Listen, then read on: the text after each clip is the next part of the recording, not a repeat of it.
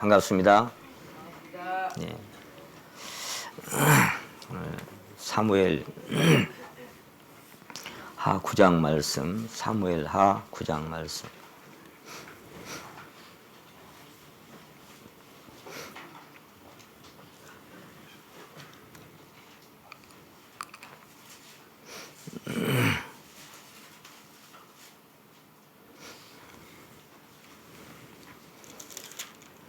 (1절에서) (8절까지) 말씀을 제가 읽겠습니다. 사무엘 하 9장 1절입니다. 찾으신 줄 알고 제가 읽겠습니다.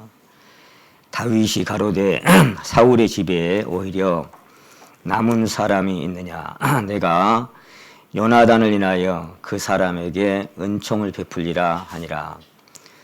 사울의 종 하나가 있으니 그 이름은 시바라. 저를 다윗이 앞으로 부르매 왕이 저에게 묻되 네가 시바냐? 가로되 종이 그러소이다.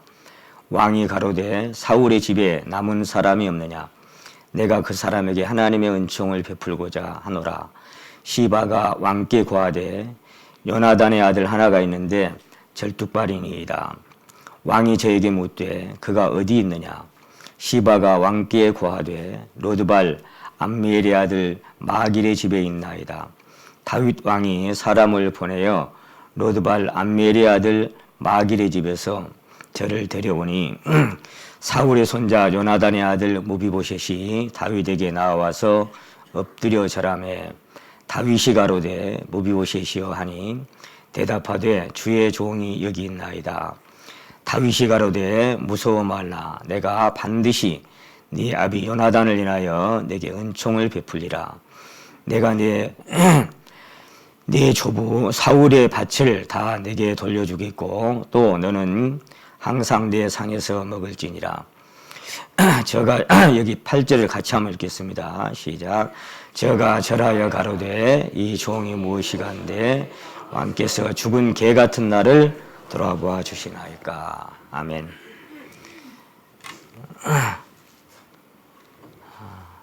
날씨가 많이 차갑고 감기 드신 분들이 많이 계신 것 같습니다.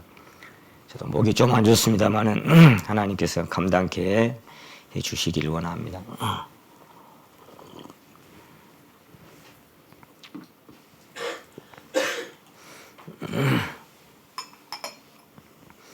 오늘은 여기 칠판에 적어놓은 대로 은총의 조건이라는 주제로 함께 말씀을 나눠보려고 합니다.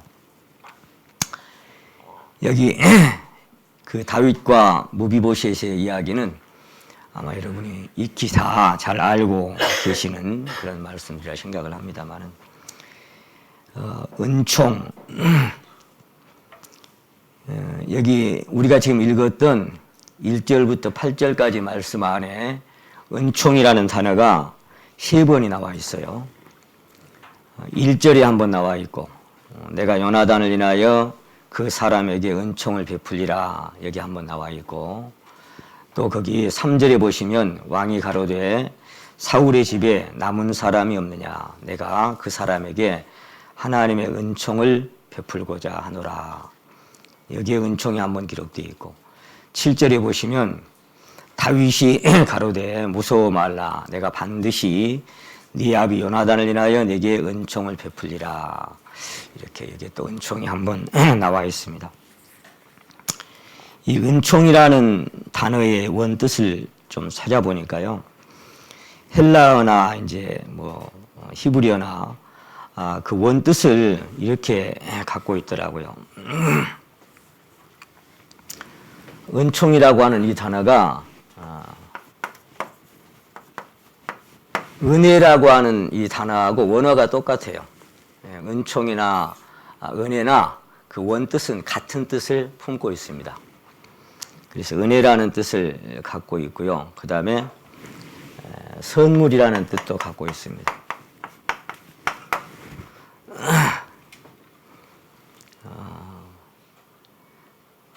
그런가 하면 이제 또 뭐 총애라는 그런 뜻도 갖고 있고요. 또는 호의 또는 감사, 이게 다 이제 은총이라는 은혜라고 하는 그 같은 단어에서 파생된 그런 의미를 갖고 있습니다. 이게 이제 총칭에서 살펴보면 뭐라고 풀이가 되어 있냐면은 거저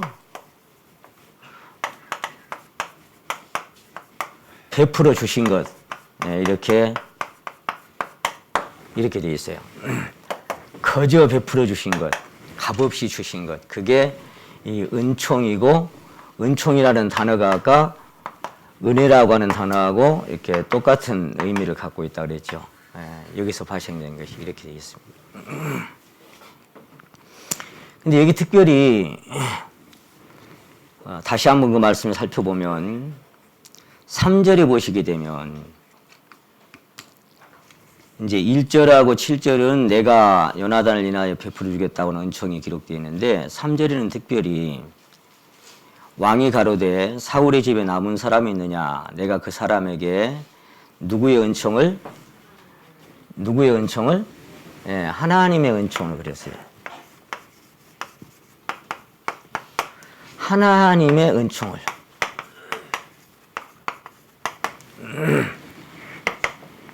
그러니까 이제 다윗도 물론 그 요나단 때문에 요나단으로 인하여 그것을 베풀기를 원했지만, 그러나 그가 베풀고자 했던 것은 하나님의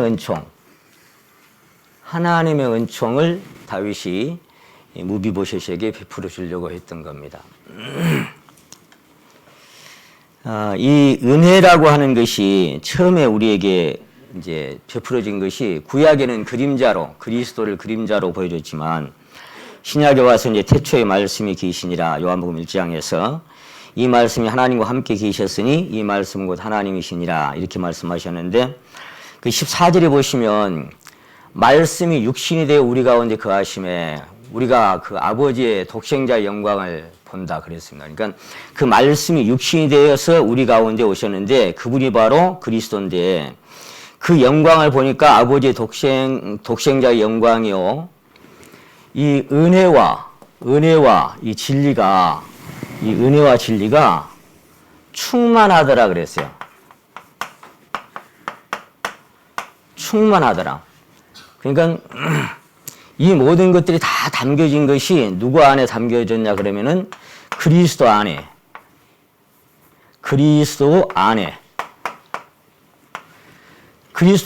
이 하나님의 은총과 은혜와 이런 모든 것들이 충만하게 담겨져 있더라, 이제 그렇게 말씀하셨습니다. 그리고 우리가 처음부터 받을 때 어떤 우리가 좀 더 보태거나 앞으로 내가 열심히 살아서 그것이 충만해진 것이 아니라 처음부터 충만한 것을 그냥 받았어요. 그래서 우리가 다 그의 충만한 데서 받으니 은혜 위에 은혜로라, 이렇게 기록이 되어 있습니다. 그러니까 그냥 처음부터 그리스도 한 분을 우리에게 딱 주실 때 그분 안에는 부족한 게 아무것도 없었고, 그게 그냥 충만한 채로 우리 안에 오신 분, 그분을 받았으면 우리는 이 모든 것들을 받은 사람들이고 하나님의 은총을 받은 사람들이다, 이렇게 볼 수 있습니다. 근데 이것을 뭐라고 그 성경에는 표현을 하는가 하면, 예를 들면 이제 노아의 이력을 창세기 6장에서 말씀하시면서 노아의 사적은 이제 이러하니라, 이렇게 설명을 하면서 노아는 하나님께 뭐라고 말씀하셨냐면 이러한 것들이, 은혜들을 뭐라고 말씀하셨느냐, 입은 자라고 표현했어요. 입은 자. 그러니까 받은 것도 맞지만 그것을 이렇게 입었다, 그렇게 표현하고 있어요. 이해가 가신가요? 이것을 우리가 입었어, 이렇게 입혀졌어.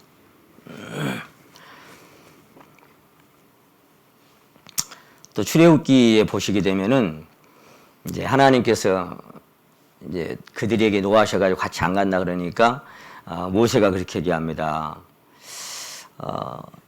하나님께서 내게 말씀하지 않았습니까? 출애굽기 33장 12절에 보시게 되면은 내 앞에 내가 은총을 입었다 하셨사온즉, 그래서 그 은총을 입게 하시고 같이 이렇게 동행하셨으면 좋겠다라고 자꾸 기도를 합니다. 이 은총을 입었다라고 하나님 내게 말씀하셨다. 그래서 이제 출애굽기 33장 14절에 내가 친히 가겠다. 그리고 너로 편케 하겠다. 그러면서 15절에 가서 뭐라고 말씀하셨냐면은 이제 어떻게 은총을 입은 줄 내가 알겠나이까 이렇게 얘기하니까 다시 17절에서 너는 내 목전에 은총을 입었다. 그렇게 입은 자다. 또는 입었다. 이렇게 자꾸 말씀하시는 거예요. 입었다. 입은 자다. 이렇게 말씀하셨어요. 그런가 하면 다니엘서 9장에 보시면 이제 70년 바벨론 포로 시대가 다 이제 막을 내리고 끝나간다는 사실을 알고 다니엘이 하나님께 이제 기도를 막 합니다. 자기 조상들과 자기들이 지은 죄에 대해서 자복을 하고 이제 기도를 하는데 다니엘서 9장 23절에 보시면 가브리엘 천사가 갑자기 나타나가지고 다니엘에게 그렇게 말합니다. 한번 따라 하십니다. 너는 크게 은총을 입은 자라. 예. 크게 은총을 입은 사람이다 너는. 그러니까 아까 노아가 은총을 입었던 것처럼 이 다니엘도 하나님의 큰 은총을 입은 자라고 그렇게 표현합니다. 그런데 이 하나님의 은총, 아까 다윗이 무비보셋에게 베풀어 주려고 할 때 내가 하나님의 은총을 내가 그에게 베풀려고 한다. 그랬을 때 하나님의 은총은 그 기한이 언제까지일까요? 그 기한이 하나님의 은총. 시편 30편 5절에 보시면 그 노염은 잠깐이요. 한번 따라 하십니다. 그 은총은 평생이로다. 자, 그러니까 이 은총을 입은 자에게 이 한 번 입은 이 은총은 언제까지 계속 지속되는 거 아니까 그 은총은 평생이다 그 말이에요. 다윗이 선하심과 인자하심이 정녕 나를 따르니 이제 나의 평생에 그랬죠. 나의 평생에 선하심과 인자하심. 그러니까 한 번 베풀어진 이 하나님의 은총과 은혜는 평생이고 영원한 겁니다. 평생토록 영원토록 우리가 이 하나님의 크신 은총과 은혜 안에 이렇게 들어가서 그분의 은혜를 입고 은혜 안에서 그렇게 살아가는 것입니다.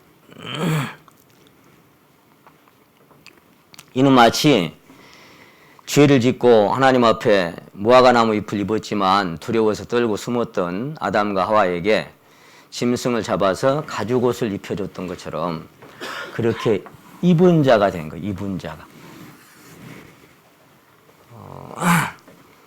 자기가 만들지도 않았고 자기가 입지도 않았어요. 하나님이 만들어서 하나님이 입혀주신 겁니다. 우리가 지난번에도 제사장에 대한 그 신분을 쭉 한번 살펴봤는데 제사장들도 어째요?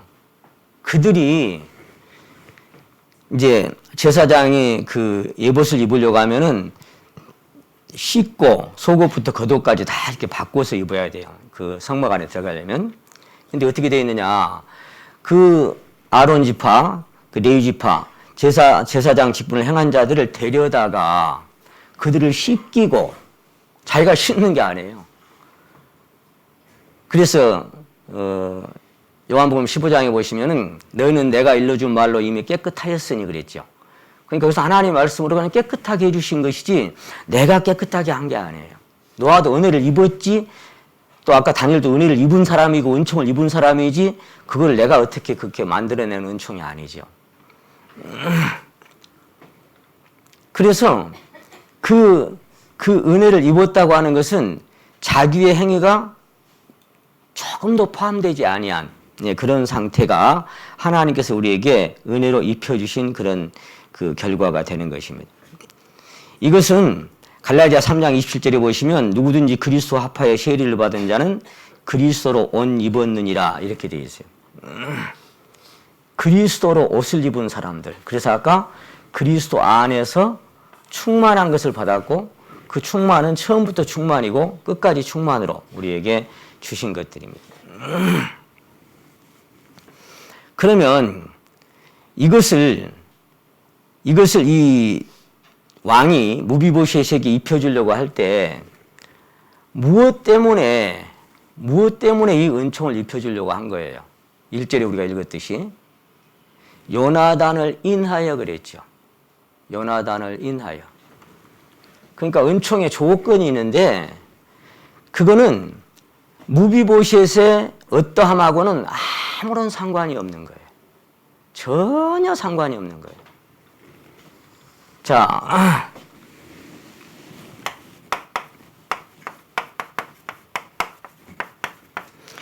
요나단을 인하여 이렇게 말씀했어요. 요나단을 인하여. 이게 에베소서 1장에 보시게 되면은 이렇게 되어 있습니다. 사랑하시는 자 안에서 이렇게 되어 있어요. 그리스도 안에서, 예수 안에서, 사랑하시는 자 안에서. 그러니까 이 다윗과 요나단이 맺어진 얘기를 잡으시고 사무엘상 18장을 한번 찾아봅니다. 뭐로 시작이 됐어요, 여기에? 이게 시작된 배경이 뭐예요? 무비보셋에게 은총을 입혀주기 위해서 시작된 배경이 뭐였어요?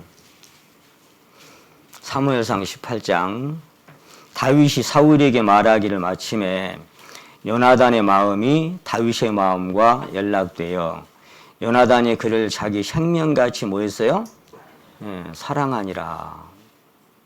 연락됐다 그 말은 원뜻에 보면은 묶어졌다, 하나로 묶어졌다. 그러니까 서로 이어대해서 합해졌다. 그것이 연락됐다 그 말이에요. 그러니까 다윗의 마음과 요나단의 마음. 다윗은 당시에 저 시골 촌놈 속된 말로 목동이었고 천한 직업을 가진. 그리고 요나단은 하나님의 그 아들 그리스도처럼 정말 놀라운 왕자로서의 자격을 가진 그것이 이 요나단이었습니다. 그런데 이들이 뭐 한번 같이 식사한 적도 없어요. 어디 가서 차 한 잔 같이 마신 적도 없어요. 저는 진정한 교제의 시작을 항상 여기다가 생각해 봅니다. 그것은 그 인위적으로 만들어낸 게 아니에요. 우리들의 관계가 만약에 우리의 사귐은 아버지와 그 아들 예수 그리스도와 함께함이라. 저와 여러분 사이에 어떤 것들이 끼어 들어가지고 그런 것들 때문에 맺어진 관계라면 큰 별것도 아닌 관계. 세상에도 그런 관계는 많아요. 그런데 우리는 어떠한 것도 끼어들지 않는 바로 그리스도와 그 하나님과 그 성령 안에서 사귐이 시작된 그런 사귐으로 시작된 겁니다. 이것이 바로 여기 기록된 이 요나단과 이 다윗의 마음이 연락됐던 한 성령 안에서 하나로 묶여진, 그래서 너희를 불러 우리 주 예수 그리스도로 더불어 교제케 하시는 그 사이에 그리스도의 생명이 끼어들어서 우리가 하나로 연락됐고 그리스도와 연락됐고 하나님과 함께 연락되어서 주와 합한다는 한 영이라고 묶여진 사람이 돼버린 것입니다. 자, 그 다음에 쭉 보시게 되면 다시 2절에 보십니다. 그날의 사울은 다윗을 머무르게 하고 그 아비의 집으로 다시 돌아가기를 허락지 아니하였고 요나단은 다윗을 자기 생명같이 사랑하였더라. 사랑하여 더불어 언약을 맺었으며 요나단이 자기 입었던 겉옷을 벗어 다윗에게 주었고 그 군복과 칼과 활과 띠도 그러하였더라. 여기도 입혀줬지요. 촌놈 목동한테 왕궁에서 자기가 입었던 그 아름다웠고 화려한 모든 것들로 그냥 요나단에게 이렇게 입혀준 거예요. 그러니까 어쩌면 다윗도 하나님께 입은 그 은총을, 그래서 내가 하나님의 은총을 그에게 베풀어 주겠다 그렇게 얘기했던 것도 다윗이 하나님의 은총을 입은 사람이었기 때문에 그 입은 사람은 우리가 지난번에 거저 받았으니 거저 주어라 했던 것처럼 그 무비보셋에게 베풀 수 있었던 것 같습니다. 근데 이게 뭐라고 말씀되어 있냐면은 자기 생명같이 사랑하여 이렇게 되어 있는데, 그런데 그 다른 성경에 보시게 되면은 사무엘하 11장에 보시게 되면은 그대가 나를 사랑함이 기이하여 여인의 사랑보다 승하였더라 이렇게 돼 있고, 이건 자기 생명을 사랑함 같이 그를 사랑하였더라. 자, 그러니까 이것은 어디로부터 시작되는가 하면은 처음에 우리에게 사랑의 언약, 이겁니다. 이 사랑의 언약, 그러니까 다른 말로 하면 사랑 때문에, 인하여 그 말이 때문에죠. 때문에. 사랑 때문에, 사랑 때문에 사랑을 인하여. 이렇게, 자, 이 시작이 뭐예요? 이 시작점이 있어요. 시작점이. 이 시작점이 뭐냐? 사랑 때문에 시작된 거예요. 그러니까 아무런 조건도 갖추지 못한 무비보셋이 이 은총을 입을 수 있었던 조건은, 그것을 거꾸로 이렇게 거슬러 올라가 보니까 바로 우리가 읽었던 이 말씀에서 그와 맺은 이 사랑으로 인하여, 사랑의 언약 때문에, 사랑의 맹세라고도 이 성경에 기록되어 있습니다만은 사랑의 맹약이고 사랑의 언약, 이것 때문에 이 모든 것들이, 이 하나님의 은총이 우리에게 입은 자가 되었고, 입혀주고, 그것은 평생 동안 영원히 그것을 입고 그 안에서 살아갈 수밖에 없는 그런 사람들로 우리를 하나님께서 불러주셨던 것입니다. 우리 모두는 그래서 하나님 은총을 입은 자이고 하나님의 긍휼과 자비를 입고 그 앞에서 살아갈 수밖에 없는 그런 사람들로 하나님이 우리를 불러주셨던 것입니다. 그래서 에베소 성경을 자세히 읽다 보면 항상 그 안에라는 말씀이 너무나 많이 기록되어 있어요. 안에서. 그 안에서라는 것이 어떤 것인지 로마서 8장 1절에는 분명하게 딱 선을 그어놨죠. 그러므로 누구든지 그리스도 예수 안에 있는 자에게는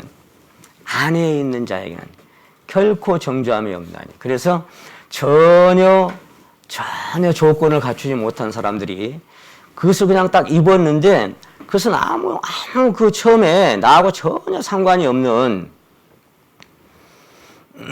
나를 사랑하사 나를 위하여 자기 몸을 버리신. 우리가 언제 사랑해달라고 요구한 적 있어요? 우리가 언제 그 사랑을 주문한 적 있습니까?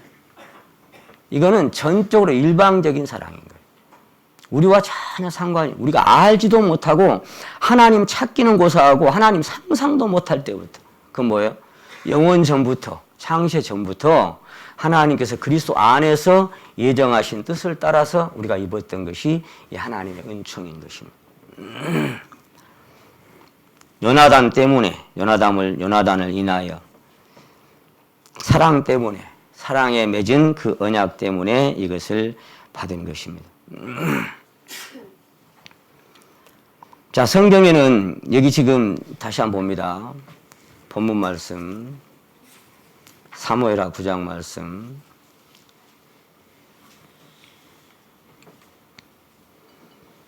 3절에 보십니다. 왕이 가로되 사울의 집에 남은 사람이 없느냐? 내가 그 사람에게 하나님의 은총을 베풀고자 하노라. 시바가 왕께 고하되, 요나단의 아들 하라가 있는데 뭐라고요?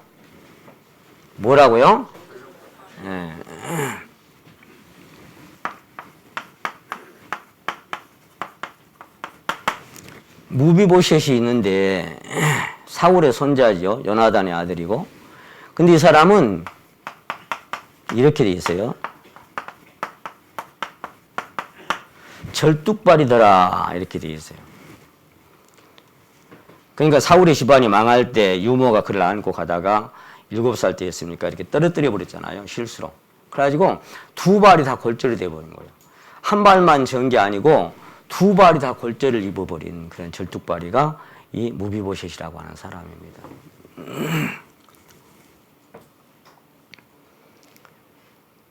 요나단의 아들 하나가 있는데 절뚝발입니다. 근데 13절에 한번 보세요. 무비보셋이 항상 왕의 상에서 먹음으로 예루살렘에 거하니라. 그는 어쨌다고요?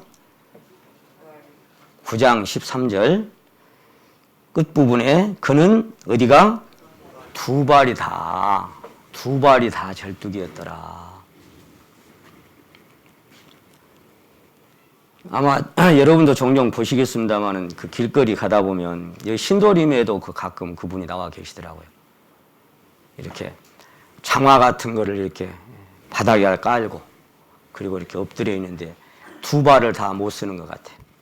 그리고 이렇게 이제 도와주십시오라고 그렇게 엎드려 있는 모습이 뭐 거기뿐만 아니라 여러 군데 있지요. 그러니까 뭘 하겠어요? 두 발이 다 절뚝인데 아무것도 할 수가 없는 그런 존재입니다.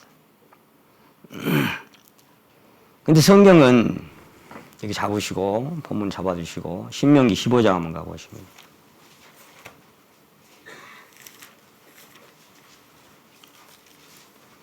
15장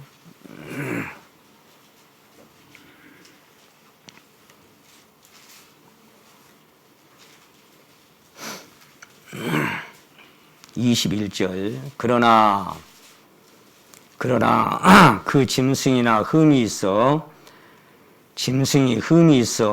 절거나 눈이 멀었거나 무슨 흠이 있으면 네 하나님 여호와께 잡아드리지 못할지니.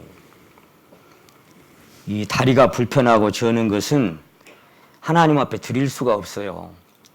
하나님이 받으실 수가 없는 게 다리가 절거나 이런 장애가 있는 그런 모습입니다. 짐승뿐만 아니라 레위기 그 앞에 21장 한번 봅니다.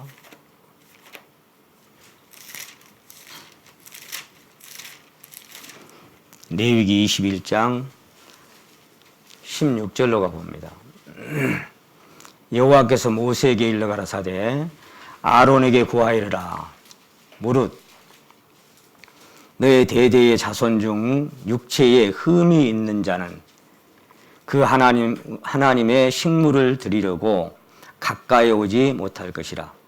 무릇 흠이 있는 자는 가까이 못할지니 곧 소경이나 그 다음에 뭐가 나와요? 예, 절뚝발이나 코가 불완전한 자나 지체가 더한 자나 발이 부러진 자나 손 부러진 자나 곱사등이나 난장이나 눈에 백막 있는 자나 괴혈병이나 이런 자는 하여간 흠 있는 자라고 이렇게 표현을 하시면서 아까 짐승도 마찬가지지만 사람도 다리가 절거나 절뚝발이는 하나님의 전에 뭘 드리려고 가까이 갈 수가 없어요. 가까이.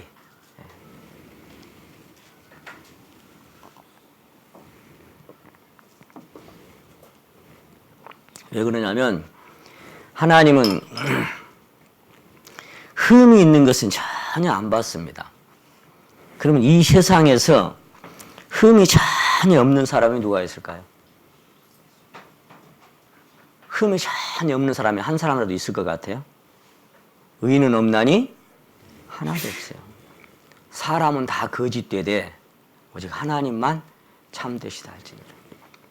하나님을 찾는 자가 있는가 보려 하신즉 다 치우쳐 함께 더러운 자가 되고 선을 행하는 자가 없나니 하나도 없더라.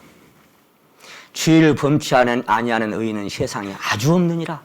이게 성경의 판결이에요. 단 한 사람도 흠이 없는 사람이 없어요. 모두가 다 영적 절뚝발이고 영적 문둥병자고 영적으로 다 부정한 그런 사람들입니다. 그래서 말라기서 보시게 되면은 저는 것이나 병든 것으로 드리는 것이 어찌 악하지 아니하겠느냐 이렇게 얘기했어요. 이 저는 거, 절뚝발이, 짐승도만 이런 것들로 드리는 것이 이게 뭐냐면은 악한 것이다. 그래서 악한 것. 우리 모두는 악한 인생들이고 절뚝발이들입니다. 하나님께 전혀 가까이 나아갈 수가 없는. 그래서 세리가 하나님께 나아갔을 때 그랬죠. 하늘을 우러러 보지도 못하고 다만 가슴을 막 때렸어요. 가슴을. 왜 그래요? 가슴을 왜 때려요? 여러분 가슴을 때릴 때 왜 때리든 여러분 가슴 쳐봤어요? 가슴을 답답할 때 내 자신이 한스러울 때, 그때 막 가슴을 치는 거예요. 고개를 들 수가 없이 살아왔어, 내가. 하늘을 향해서 고개를 들 수 없는 인생. 그래서 할 말이 없고, 내 자신이 자책되어지고 한스럽고 회한이 밀려와서 가슴을 때려. 저쪽에 바리새인은 하늘을 향해서 두 팔 벌리고 나는 토색 불이 간음을 한 잘 같지 아니하고 저 더러운 쉘이 저하고도 같은 인생이 아닙니다. 그러면서 막 자랑스럽게 기도하잖아. 나는 일주일에 2번씩 금식하고 소득의 11조로 잘 바쳤나이다. 막 이렇게 자랑스럽게 기도하는데 이 쉘이는 할 말이 없습니다. 가슴을 때립니다. 근데 그 쉘이를 하나님은 의롭다 해줬어요. 깨끗하다. 정하다. 여러분은 어떤 사람들이었습니까? 여기 무비보셋도 흠도 많고 점도 많고 감히 하나님께 가까이 나갈 수 없는 저와 여러분처럼 그런 죄인들이었습니다. 원래는 왕의 손자였지만 하루아침에 망하게 되면서 그 집안이 풍기박산나고 말았죠. 우리도 원래 다스리는 통치할 수 있는 자격과 권세를 가진 사람이었죠. 그래서 에덴 동산에 두셔서 그것을 다스리며 지키게 하시고 그런 권세를 받은 원래 무비보셋이 왕의 통치권에 있었던 사람인 것처럼 통치권을 가진 그런 자격이 있는 사람인 것처럼 우리도 그렇게 하나님과 동행하면서 에덴 동산에서 하나님과 함께 다스릴 수 있는 통치권을 가진 사람이었습니다. 근데 사단의 꾀임으로 선악과를 먹음으로 쫄딱 망해버리고 에덴 동산에서 쫓겨나 버렸죠.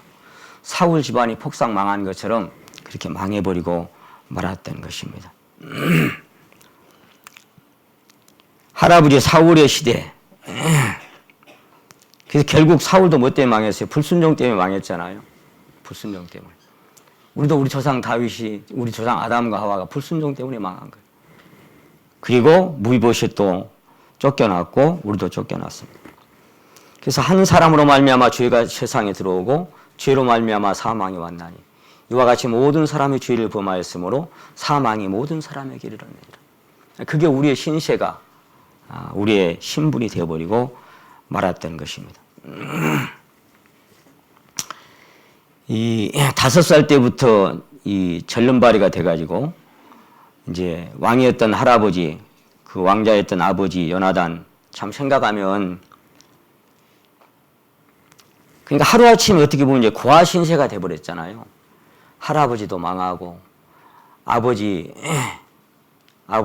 요나단도 죽고 그리고 이제 이 무비보셋은 5살 때부터 두 발이 딱 골절이 돼가지고 절름거리고 사니까 아까 길거리에 그 이렇게 도움을 구하고 사신 그런 장애를 가진 분들처럼 이 사람도 갈 곳이 없어요.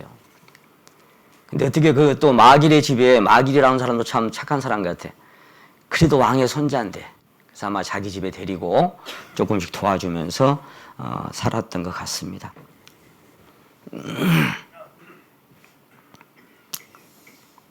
그리고는 그때 가졌던 그 종들 시바도 떠나가고 재산도 다 압류당해서 이제 뺏겨버리고 두 다리 마저 절름벌이가 되고 5살이니까 뭘 알겠어요.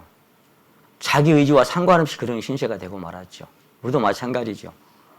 우리가 뭘 잘못했어요, 사실은.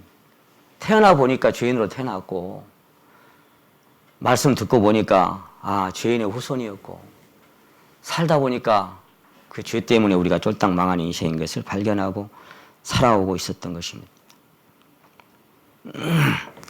얼마나 비참하게 살아갔는지는, 얼마나 이 사람이 비참하게 살아왔는지는 이 사람이 자백하는 한마디 말 속에 다 들어있다 저는 그렇게 생각합니다.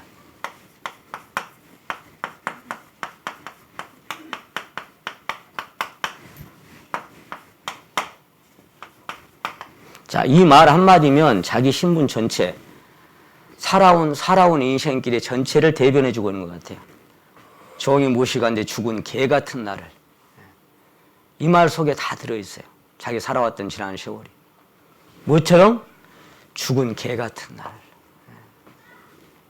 이 말 한마디 속에 자기 살아온 지난 인생의 세월이 다 다 포함되어 있는 것 같고, 얼마나 비참했는지는 마치 저는 그런 생각이 들었어요. 그 누가복음 10장에 보시면 강도 만난 자가 있잖아요. 여리고로 내려가다 강도를 만나는데 강도가 가진 거 다 빼앗기고 뺏어버리고, 뺏기만 했으면 좋은데 또 실컷 두들겨 패버렸죠. 실컷 두들겨 패버렸는데 그게 뭐라고 기록되는 거 아니까 거반 죽은 자 같이 그랬어요. 거반 죽은 자 같이. 그러니까 죄의 삭선 사망이죠. 죽은 자예요. 죽은 자. 하나님과 생명의 관계가 끊어져 버린 사람. 그게 강도 만난 사람이에요. 다 뺏겨버리고. 근데 사마리아인이 지나가다가 바로 그리스도를 표현하죠. 그 강도를 데려다가 치료해주고 주막집에다 맡겨서 그를 케어해주도록, 그 주막집은 오늘날 이 몸된 교회를 말씀하고 있는 것 같습니다. 이것은 목자 잃은 양 한 마리고 아버지를 떠난 탕자고 이뤄진 드라크마고, 그렇게 이 무비보셋도 표현될 수 있겠습니다. 이 사람도 점점 자라가면서 아마 철이 들어가면서 이제 어렴풋이나마 알게 되겠죠. 아, 내가 이렇게 두 발 다 절뚝발이고 살았는데 사실은 처음에는 내가 그런 신분이 아니었었구나. 우리 할아버지가 왕이었었네. 아이고, 우리 아버지 요나단이 왕자였었네. 나도 그 왕자의 혈통을 지닌 사람이었는데 그런 생각이 안 들었겠어요? 마음에 그런 생각을 하다 보면 무슨 생각 들겠어요? 어쩌다가 나는 내 꼬라지가 왕의 혈통으로 태어나서 이 모양 이 꼴이 되었는가. 예, 그런 생각이 들지 않았겠습니까? 다시 돌아갈 수는 없지만 많이 서럽고 비참하고, 이것이 무비보셋의 신분이었습니다. 그래서 아무것도 할 수도 없고 무슨 희망이 있고 그게 무슨 소망이 있겠어요? 이 사람에게 무슨 내일이 있겠습니까? 그냥 하루하루를 그냥 요즘 말로 하면 못 죽어 사는 그런 인생으로 하루하루를 이렇게 살아가는 사람, 이 사람이 무비보셋이라고 하는 사람이었던 것입니다.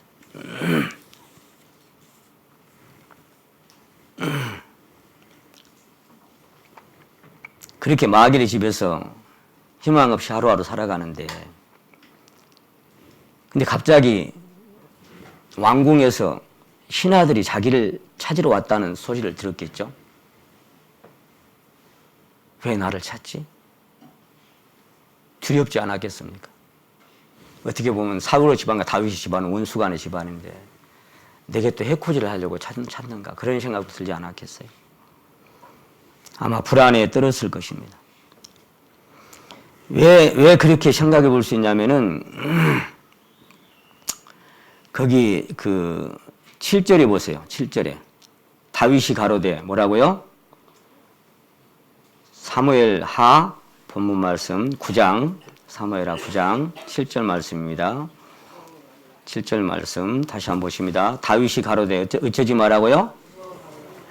왜 이 말을 했겠어요? 왜? 그 요나단의 아들이 살아있다고 데리고 와봐라. 그런데 어떻게 왔겠어요? 어떻게? 걸어서 왔을까요? 요즘 말하면 옷도 좀 갈아입고 거울도 보고 왕의 앞에 간다고 치장 좀 하고 왔겠습니까? 그럴 여유도 없고, 아무런 그런 자기가 그럴 수 있는 신분이 아닌 거예요. 그러니까 마치 탕자가 돼지 똥내 나는 그런 몰골로 그냥 그대로 그 지친 몸으로 아버지 앞에 돌아온 것처럼 이 무비보셋도 뭘 했겠어요?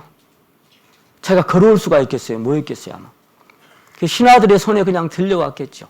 요즘같이 좋은 휠체어가 있었겠어요? 뭐가 있었겠어요? 그래서 그냥 이렇게 들려서 그 앞에 갖다 놓은 거예요. 그 성경은 우리가 하나님 앞에 간 것 같지만 우리가 갈 수가 없었죠. 하나님 우리를 찾아오셨죠. 그래서 시편에 말씀하신 대로 하나님께서 가까이 오게 하사 여호와의 뜰에 거하게 하신 자는 복이 있나이다 했던 것처럼, 하나님께서 우리를 찾아서 찾아오셨고 하나님이 우리를 안아주시고 탕자가 아버지를 보고 달려간 게 아니고 아직도 상거가 먼데 아버지가 탕자를 보고 달려갔죠. 쫓아가서 안아줬죠. 이내 아들은 죽었다가 살아났고 잃었다가 얻었노라.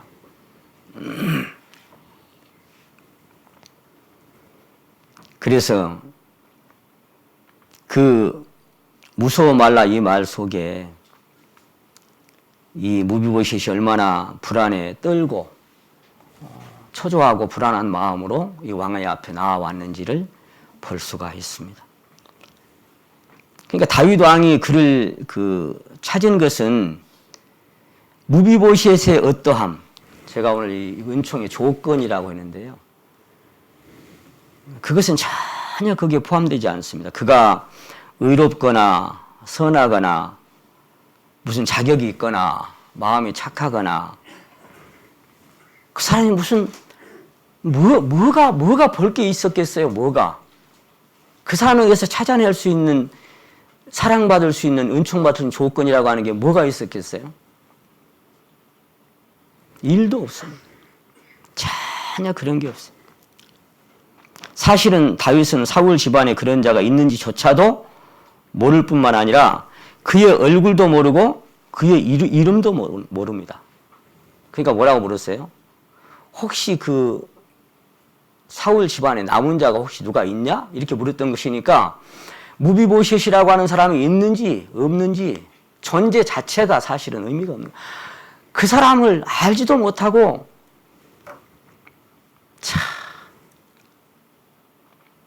그런데 이사야 43장에 그렇게 말씀하십니다. 한번 따라해 보십니다. 내가 너를 지명하여 불렀나니 너는 내 것이라. 얼마나 감동적인 분인지 모릅니다. 그런 자가 있는지 없는지조차 몰라. 그런데 저와 여러분을 창세 전부터 그리스도 안에서 택하시고 너를 지명하여 불렀대. 너 누구는 내가 지명했어. 너는 내 것이야. 그래서 보배롭게 여겨주겠다고 그렇게 말씀하셨어요. 너를 보배롭게 여기겠다. 땅에 있는 성도는 존귀한 자라고. 그런 자들로 우리가 하나님 앞에 부름받은 사람들입니다. 그래서 우리 모두가 다 하나같이 똑같은 그런 모습으로 부름을 받았기 때문에 형제들아 너희를 부르심을 보라. 그렇게 얘기했죠. 어떤 자들을 불렀는가 한번 돌아봐. 옆에 한번 쳐다보세요. 다 너무 잘났습니까?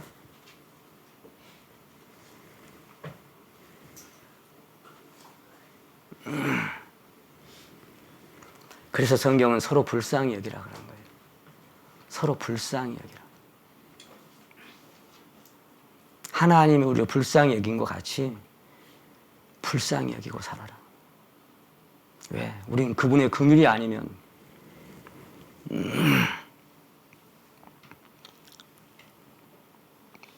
그래서 요나단을 인하여 그에게 은총을 베풀어 주겠다. 이유, 조건은 딱 하나예요. 딱 하나. 나와 그와 맺었던 그 사랑 하나 때문에. 나와 요나단이 맺은 그 사랑 때문에. 그 언약 하나 때문에.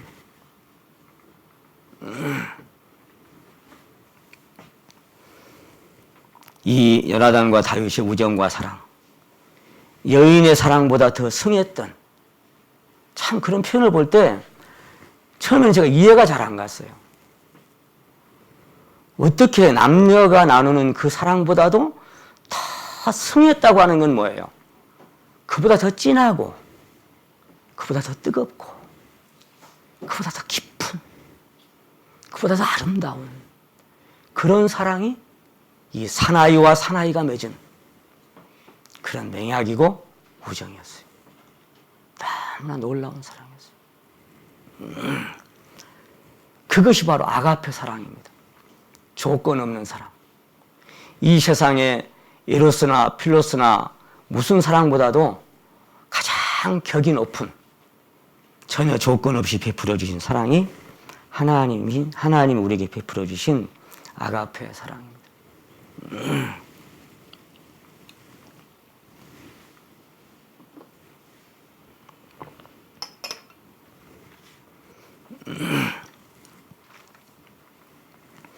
우리는 진노의 자녀였고 심판과 저주와 지옥을 향해서 걸어가고 있는 비참한 인생들이었습니다. 그래서 뱀들아 독사의 새끼들아라고 말씀하신 것은 바로 저와 여러분을 향해서도 해당된 말씀입니다. 다만 예수 그리스도를 인하여 그 희생과 사랑 때문에 그 안에서 그로 말미암아 은혜를 얻고 그의 흘리신 피로 말미암아 죄사함과 구원을 받았기 때문에 에베소 2장 8절이 그거죠. 너희가 은혜로 구원을 얻었다. 은혜로. 그의 은혜를 인하여 믿음으로 말미암아 구원을 얻었나니 이것이 너희에게서 난 것이 하나님의 선물이라. 행위에서 난 것이 아니니 누구 자랑치 못하게 합니다. 자랑할 것도 먹일 것도 자랑할 게 있다면 평생 하나님의 은혜와 사랑밖에는 자랑할 게 뭐가 있겠습니까? 주님의 깊으신 은혜만을 세상에 이렇게 전하고 싶은 그게 우리가 은혜 안에 있는 사람들이에요. 그의 십자가의 피로 화평을 이루사 화목케 하시고 거룩하고 흠없게 만들어 주셨습니다. 아버지께서 아들을 사랑하사 모든 것을 아들에게 다 주셨던 것처럼 멀리 떠나 원수가 되었던 저희들을 불러다가 그리스도 안에서 하늘에 속한 모든 신령한 복으로 복 주셨습니다. 하늘에 속한 모든 신령한 복으로 복 주셨다는 게 뭐예요? 무비보셋한테 아버지의 재산을 그대로 돌려줬죠. 다시 돌려주고 또 아버지 왕이 부렸던 그 시바라고 하는 종도 그대로 다 붙여줬죠. 그게 뭐예요? 한 사람 한 사람에게 하나님이 천사를 붙여주셨고 그리고 그 천사들은 히브리서 보시면 뭐라 그랬어요? 구원 얻은 후사들을 위하여 섬기라고 보내심이 아니냐. 그게 시바예요. 천사를 다 붙여줬어요. 그것이 사랑 안에서 우리에게 주신 하나님의 은혜입니다. 그래서 신학에 와서는 여기 자꾸 누가복음 14장 한번 봅니다. 누가복음 14장.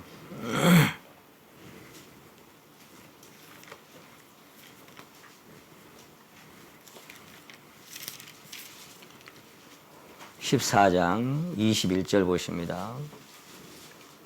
종들이 돌아와 주인에게 그대로 고하니 21절 이에 집주인이 노하여 그 종에게 이르되 빨리 시내의 거리와 골목으로 나가서 그 다음에 보세요. 가난한 자들과 병신들과 소경들과 그 다음에 뭐가 나와요? 저는 자들을 데려오라. 자, 구약에 나왔겠죠. 저는 자는 하나님 앞에 가까이 나아갈 수가 없었죠. 두 발이 다 절뚝에 있는 무비보셋의 신분처럼 저는 자는 하나님 앞에 가까이 갈 수가 없어요. 근데 신약에 와서 그리스도 안에서 우리를 받아주실 때는 소경도 가난한 자도 저는 자도 누구든지 어떤 흠을 가졌든지 간에 하나님은 외모를 보시지 아니하시고 어떤 흠을 가졌든지 얼마나 죄 많은 사람이든지 다 안아주시고 다 품어주시는 것입니다. 그래서 가난한 자들과 병신들과 소경들과 저는 자들을 데려오라 그랬어요. 그래서 마태복음 15장에 보시면 주님께서 그렇게 말씀하십니다. 불구자가 건전하게 되고 절뚝발이가 걸으며 소경이 보는 것. 영적인 상태. 안진뱅이 저는 자가 주님께 나아가서 주님과 함께 걸을 수 있는 그런 축복을 얻은 사람들이 저와 여러분이었던 것입니다.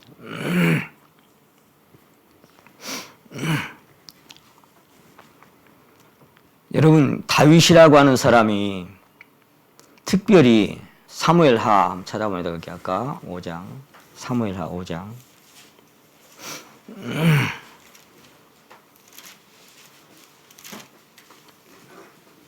사무엘하 5장 6절에 보십니다.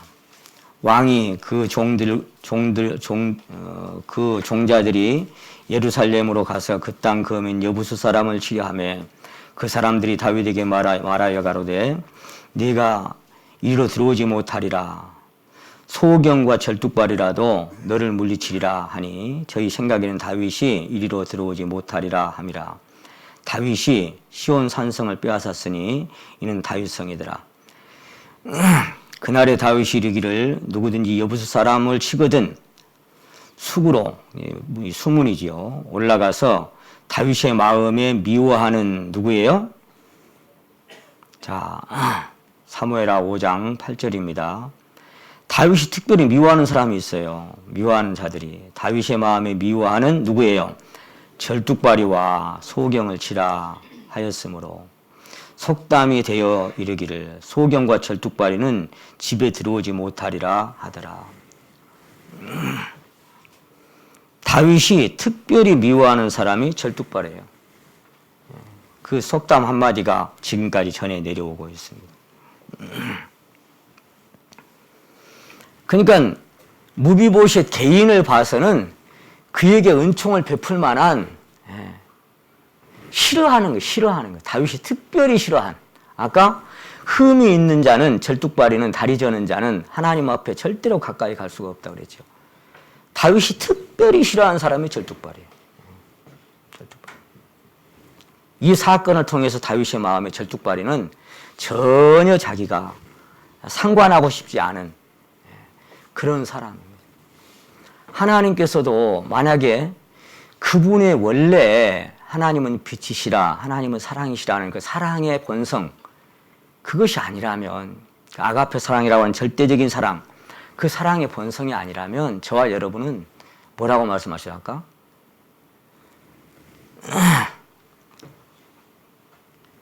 마음으로 범죄하여 마음으로 원수가 된 거죠. 마음으로 원수가 된. 그러니까 원수는 뭐예요? 전혀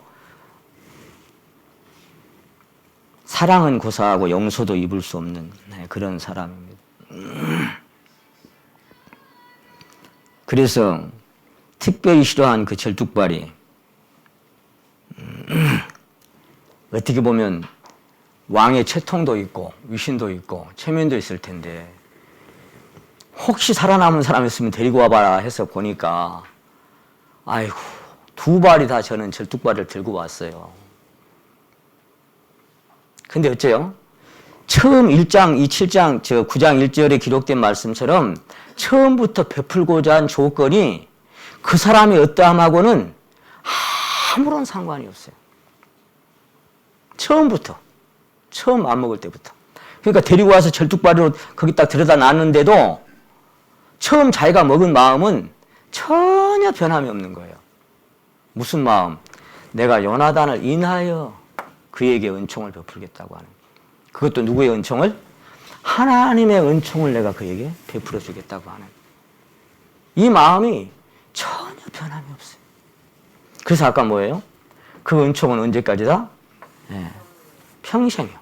그 은총은 영원히 가는 겁니다.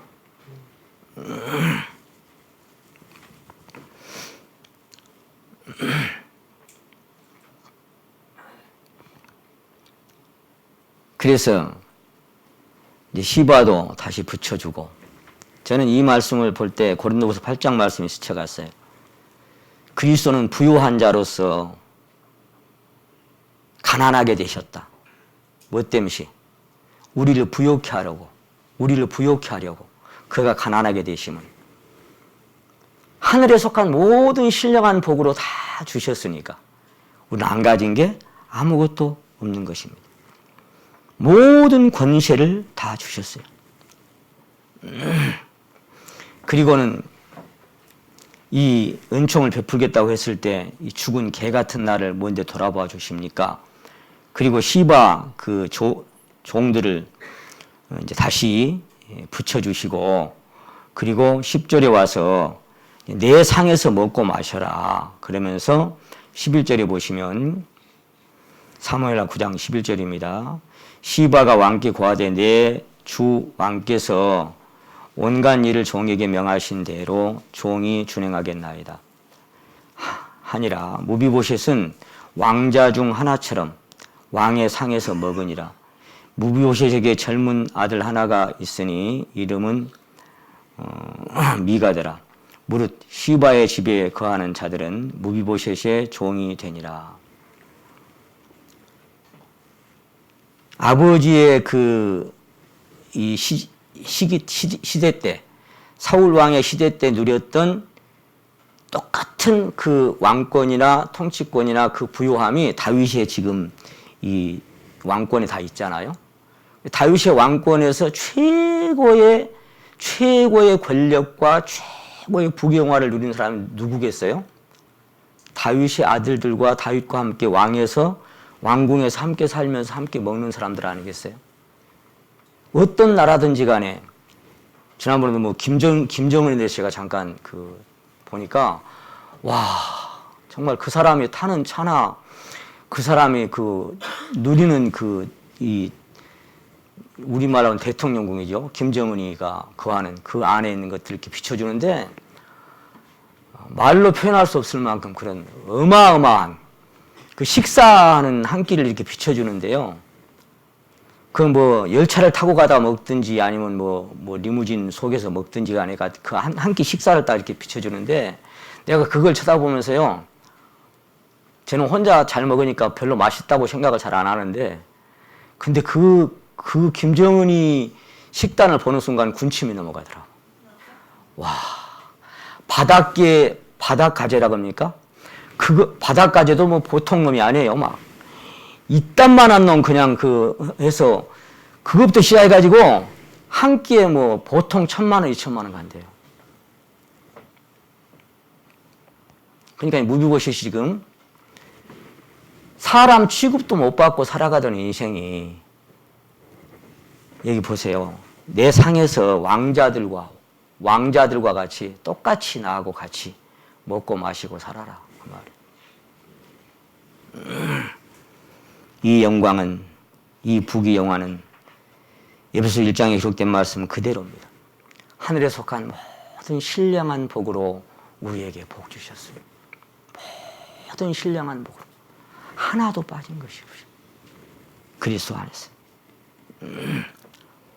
저는 이 말씀을 볼 때마다 한나가 간증했던 한나의 노래가 생각이 납니다. 사무엘상 2장에 보시면 가난한 자들을 진토에서 일으키사 귀족들과 함께 앉게 하여 주시고 거름더미에서 드사 그랬어요. 거름더미가 뭐예요? 거름더미. 냄새나고 비참한 그런 신분으로 살아왔던 세월 아니겠습니까? 정말 죽은 개 같은 그런 자들을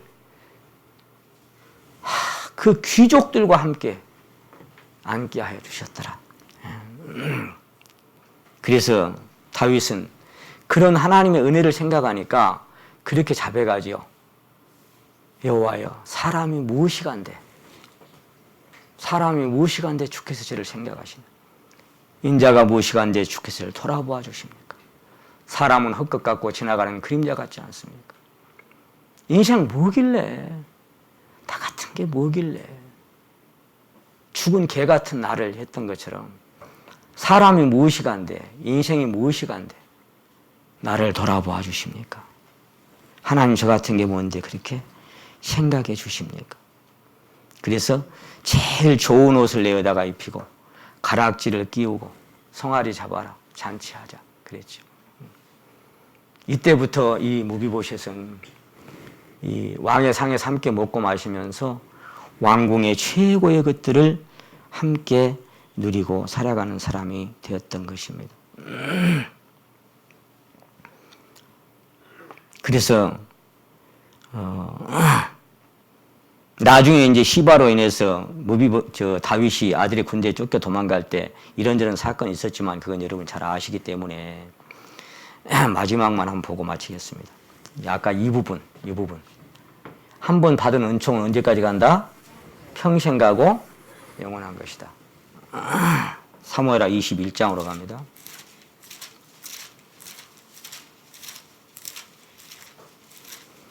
무비보셋은 왕이 어렵게 아들의 군대에 쫓겨 도망갈 때 자기를 단장치 아니하고 그 환란에 동참한 자입니다.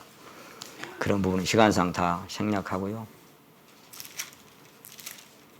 21장 다윗의 시대에 연분연 3년 기근이 있으므로 다윗이 여호와 앞에 간구하매 여호와께서 가라사대 이는 사울과 피를 흘린 그 집을 인함이니 저가 기브온 사람을 죽였음이니라 하시니라. 기브온 사람은 이스라엘 족속이 아니요 아모리 사람 중에서 남은 자라. 이스라엘 족속들이 전에 저희에게 맹세하였거늘 사울이 이스라엘과 유다 족속을 위하여 열심히 있으므로 저희를 죽이기를 꾀하였더라. 이에 왕이 기브온 사람을 불러 물으니라. 다윗이 저희에게 묻되 내가 너희를 위하여 내가 어떻게 속죄하여야 너희가 여호와께 기업을 위하여 복을 빌겠느냐. 기브온 거민은 여호수아 그 9장에 기록된 것처럼 하나님께 묻지 아니하고 그들에게 속아서 언약을 맺었는데 가나안 족속 중에 하나잖아요. 그러니까 죽이지 않겠노라는 그런 언약, 그런 언약을 받아냈어요. 언약을 받아내서 그들을 만약에 그 언약 안에는 만약에 언약을 어기면 이제 저주가 오죠. 근데 사울 시대 때 이 기브온 족속을 죽였던 것 같아요. 그러니까 이스라엘이 다윗 시대에 계속 흉년이 들고 해마다 흉년이 드는 거예요. 자꾸 곡식을 심어도 뭐가 안 되는 거예요. 그러니까 그걸 이제 풀려고 하는데 그 흉년이라고 하는 그 저주, 그것을 풀어내야 되는데 어떻게 풀어낼까 보니까 이 기브온 족속이 원하는 것들을 해줄 수밖에 없어. 그래서 기브온 족속이 자기들 위해서 복을 빌어주면 그것이 풀리는 거예요. 어떻게 할까 그러니까 그렇게 얘기했죠. 6절에 자손 7을 내어주소서. 여호와의 빼신 사울의 고을 기브아에서 우리가 저희를 여호와 앞에서 목매어 달겠나이다. 왕이 가로되 내가 내어주리라 하니라. 7사람만 내주어서 죽여서 나무에 달면 너희를 위해서 복을 빌겠다. 그런 얘기. 그러니까 흉년을 피하려면 할 수 없이 이렇게 해야 돼. 7절을 같이 한번 읽겠습니다. 시작. 그러나 다윗과 사울의 아들 요나단 사이에 서로 여호와를 가리켜 맹세한 것이 있었으므로 왕이 사울의 손자 요나단의 아들 무비보셋은 아끼고 그리고 다른 사람들을 7명을 내줘서 사울의 집안 사람들을 목매달아서 이렇게 나무에 달아 죽이게 만듭니다. 그러니까 다윗도 이제 만고 풍상을 다 겪고 이제 황혼에 이르는 그때가 가까울 때죠. 네, 여러분 여기 뭐라고 기록이 되어 있는가 하면은 다윗은 무비보셋은 아끼고 그랬죠. 요나단의 아들 무비보셋은 아끼고 그랬어요. 아끼고. 참 저는 이 사람 보세요. 이 사람 아끼고, 다른 성경에 보니까 아껴두고, 또 다른 성경에 보면은 보호해주고, 또 다른 성경에 보면 살려두고 이렇게 돼 있어요. 자, 이 사람이 뭘 했길래? 뭘? 사랑받을 조건, 은총받을 조건이 뭐가 있어요? 그런데 여러분, 요한복음 13장에 보시면은 그 말씀, 이 말씀 볼 때 그 말씀이 딱 스쳐가는 거예요. 제자들이 예수님을 버리고 다 부인하고 도망갈 줄 몰랐을까? 다 알아요. 팔아먹을 줄도 알고 예수님 혼자 남겨놓고 다 도망갈 줄도 알아. 제가 어제도 우리 교회 여장년회 할 때 잠깐 말씀을 살펴보다가 베드로가 어떻게 보면 가장 먼저 항상 주님의 쓰임을 받고 했던 수제자잖아요. 근데 뭐가 딱 요즘 와서 자꾸 생각이 드냐면은 다 도망가고 이제 예수님 잡혀가는데 한번 따라 하십니다. 베드로가 멀찍이 쫓아가는 거예요. 자, 예수님도 잡혀가잖아요. 근데 가까이는 못 가. 왜? 자기 신분이 드러날까 봐서. 그래서 멀찌감치서. 그 멀찍이란 말이 누가복음도 똑같이 나와요. 멀찍이서 쫓아가 이렇게. 그리고는 예수님 가서 막 조롱당하고 고통당하는 소리를 멀찍이서 쳐다봐. 죽을지언정이라고 얘기했던 그가, 다른 사람은 다 부인할지라도 나는 이라고 했던 그가 멀찍이서 쫓아가. 겁이 나는 거예요. 자기한테 무슨 해가 올까 봐서. 자기가 무슨 불이익을 당할까 봐서 저 예수 때문에. 지금 여러분의 마음도 그런 마음 혹시 없습니까? 인간을 원래 달면 삼키고 쓰면 뱉습니다. 멀찍이 따라. 그걸 다 봐. 그리고 추우니까 모닥불 쬐고 서 있어. 누가복음 보니까 그 모닥불 쬐고 서 있는데 이제 이렇게 사람들이 와가지고 너 그 제자 아니야? 예수 아니라니까. 아니라고. 아니야 그 사람 모른다고. 그 순간에 마지막 10원 부인하는 순간에 뭐라고 되어 있어요? 예수님이 눈을 들어 베드로를 보신지라 그랬죠. 그 모닥불 쬐고 있는 베드로의 눈과 그 고통 속에 있는 예수님의 눈이 딱 마주쳤어요. 그 다음에 뭐라고 되어 있어요? 그 쳐다보는 순간 네가 다 굴기 전에 3번 나를 부인하리라. 그 말이 딱 생각나.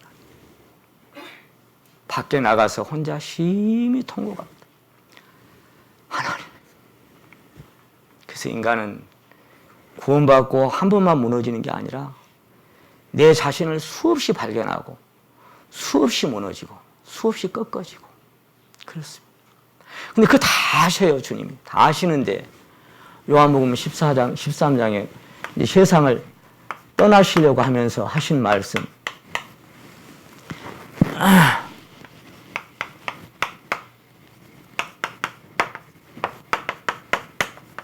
저는 이 말씀을 이 한 말씀 안에 오늘 이 무비보셋이 스쳐갑니다.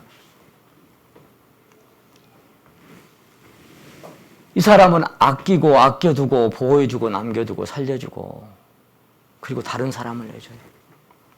내가 너를 지명하여 분란하는 내 것인데 너를 보배롭게 여겨서 다른 사람과 너를 바꿔주겠다. 그 이사야 43장. 다른 사람으로 너를 바꿔치게 하겠다 그 말이에요. 그게 뭐예요?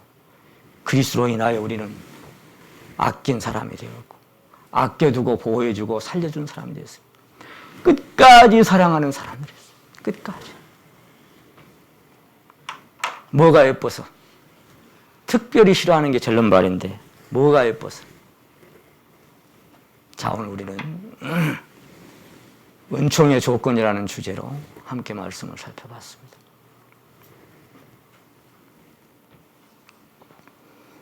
누가 우리를 그리스도의 사랑에서 끊으리요?